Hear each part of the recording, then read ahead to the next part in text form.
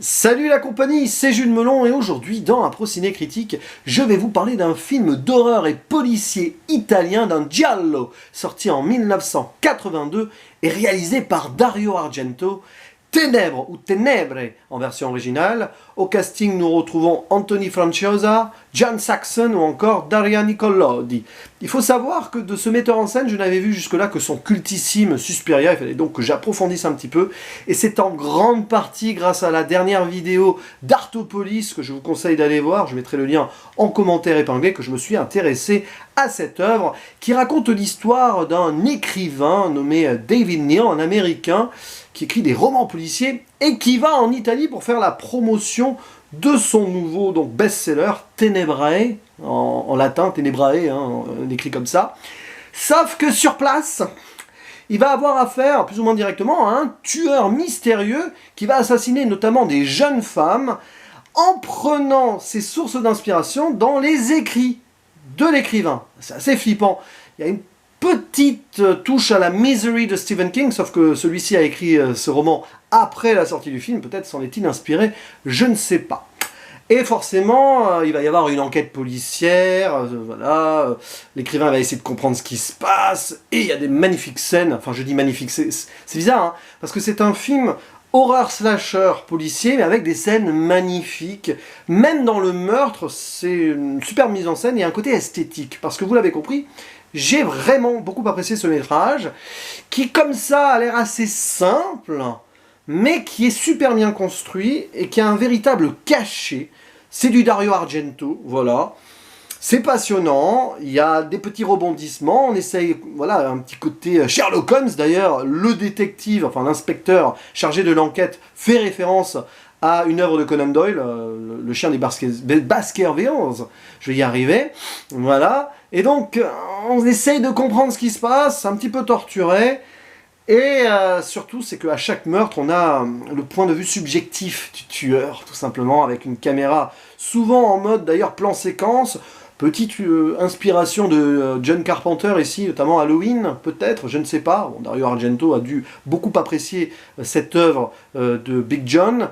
Et c'est voilà, c'est soigné, les plans sont soignés. Et ce qui est assez extraordinaire dans ce métrage, c'est que ça a beau s'appeler Ténèbres, déjà c'est pas un film sur possession de démons et tout. À la base, quand j'avais entendu parler de ce film, comme ça de nom, je m'étais dit ça. Mais pas du tout. Et surtout, il y a beaucoup de scènes de jour avec une certaine clarté, du jeu sur le blanc notamment, qui va un petit peu faire une sorte de paradoxe avec une ambiance quand même assez sombre. Donc là, les ténèbres, elles sont plutôt dans l'esprit pur et dans les mystères que dans le visuel même. Mais j'aime bien cette dichotomie-là, justement, qui renforce le côté esthétique des choses et qui met un cachet particulier à cette œuvre vraiment réussie.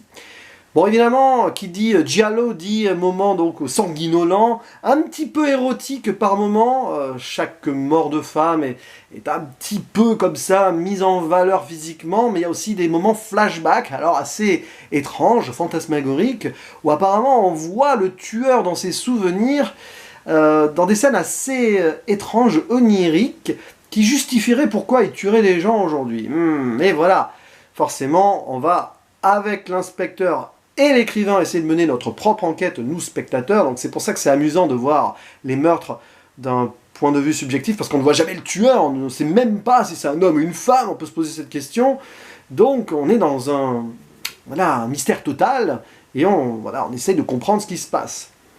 Et c'est bien fait. Disons qu'à un moment on voit les choses venir un petit peu, puis on nous mène vers une piste et une sorte de pseudo-résolution qui nous fait dire « Ah d'accord », sauf que cette résolution n'en est pas vraiment une, et on comprend ça très vite aussi. Et après, on retombe un petit peu sur nos pattes. Moi, personnellement, c'est drôle, parce que c'est le genre de film comme ça, où j'ai deviné, entre guillemets, facile à dire, mais le tueur ou la tueuse, attention, hein, je n'en dis pas plus, plus ou moins au début, puis au milieu, je me suis dit, ah ben non, ça peut pas être elle, ça peut pas être lui. Et puis au final, ah si, voilà, donc c'est drôle. Après, vous pouvez faire ce petit jeu-là aussi, c'est là où ça fonctionne bien dans le côté whodunit, vous voyez. Mais il y a, voilà, cette ambiance slasher aussi. Il y a des scènes qui sortent un petit peu de nulle part, mais qui se justifient tout le temps. À un moment, il y a un chien qui se lance à la poursuite d'une fille, on comprend pas pourquoi il y a un chien et tout, puis on voit que c'est connecté au tueur. Sur le moment, on a l'impression que c'est une scène un peu lambda, même random, mise au milieu, mais non. Puis je trouve qu'elle est bien faite.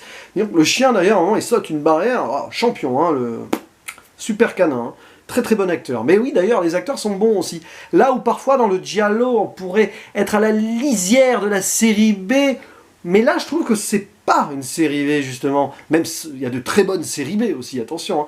Je trouve que c'est un film très intéressant, qui a beaucoup de profondeur. Voilà. Même s'il y a des séries B avec de la profondeur. Attention, hein, je suis pas en train de dire que les séries B ne sont pas des bons films, au contraire. Mais là, il y a quelque chose d'autre qui rend la chose assez unique, je trouve, et je crois vraiment que je préfère même ce film à Suspiria. Alors, c'est totalement pas comparable, les deux métrages, voilà. On n'est pas dans la même ambiance, mais je trouve ça passionnant. Moi, personnellement, il y a un jeu aussi donc, sur des chaussures rouges et tout, sorte de fétichisme ou pas. Et puis, cette introduction directe avec une voix narrée, je crois que c'est Dario Argento lui-même qui l'a fait, qui lit un passage du bouquin, et on essaye de comprendre. Et une fois que vous avez fini le film, il faut s'amuser à repasser le début de cette première scène, et on comprend pas mal de choses au final. Voilà. C'est un film un petit peu sur les méandres de l'âme aussi, sur un traumatisme passé qui va pousser donc une personne à agir de façon complètement déraisonnée. Et je trouve ça vraiment passionnant. Et en plus, passionnant parce qu'il y a pas mal de petits personnages qui donc nous multiplient les potentiels suspects, mais aussi qui permet voilà, quelques petites histoires secondaires intéressantes. Ouais, vous avez le jeune assistant de l'écrivain, vous avez son agent, vous avez son amante plus ou moins, une ex-femme, une journaliste italienne lesbienne qui a une compagne, plein de trucs, l'inspecteur et l'assistante de l'inspecteur, vous voyez, c'est riche. Même un personnage qui n'est pas censé être là et qui est venu des États-Unis en Italie.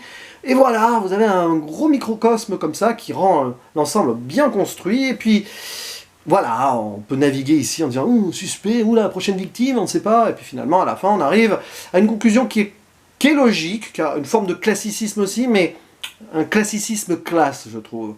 Donc c'est vraiment un bon film avec une mise en scène extraordinaire, donc jeu de caméra, jeu sur certains angles aussi, une architecture dans les plans de ce métrage, bref, je vous le conseille, je vais mettre un très bon 8 sur 10 à ce film sur Sens Critique, et un très bien sur Captain Watch. Allez, je vous renvoie à la vidéo d'Artopolis qui détaille les choses plus en profondeur encore. Ah oui, dernière chose quand même, extraordinaire bande-son. Voilà. Bande-son de 3 membres du groupe Goblin, qui avait fait la bande originale de Suspiria.